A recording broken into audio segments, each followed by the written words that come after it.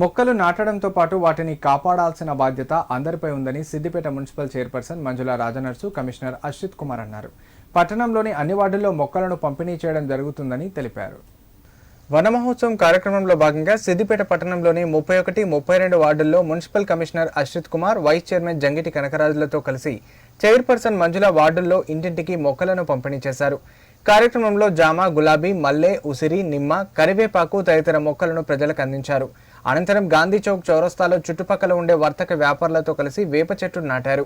ఈ సందర్భంగా వారు మాట్లాడారు. ప్రజలు తీసుకున్న మొక్కలను నాటి వాటిని సంరక్షించాలని సూచించారు.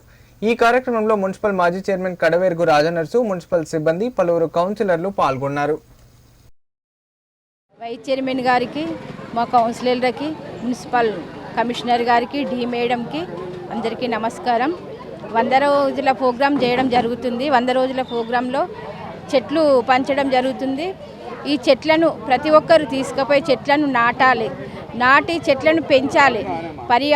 పర్యావరణాన్ని కాపాడాలని మీ అందరినీ కోరుతున్నాను. సిద్దిపేట ప్రజలను పచ్చగా ఇది ఎప్పటి నుండేలో కలలు కన్నా హరీష్ రావుది కలలను మనము అందరం నిజం చేయాలని సిద్దిపేట ప్రజలందరినీ కోరుతున్నాను. చెట్లను మాత్రం నరకద్దు. చెట్లను నరుకుతే మాత్రం మనము నరుక్కున్నట్టే లెక్క అనేది ఈ సిద్దిపేట ప్రజలందరికీ తెలియాలని నేను అందరినీ కోరుకుంటున్నాను. ప్రజలందరికీ నమస్కారం. 100 రోజుల కార్యక్రమంలో భాగంగా ఈరోజు వనమహోత్సవం సందర్భంగా ప్రజలకి చెట్లు పంపకం జరుగుతోంది. హోమ్ స్టేట్ ప్లాంట్స్ ఇస్తున్నాము. హోమ్ స్టేట్స్ ప్లాంట్స్లో భాగంగా పూల మొక్కలు, పండ్ల మొక్కలు ఈ రోజు నుంచి పంచడం మొదలుపెట్టాము.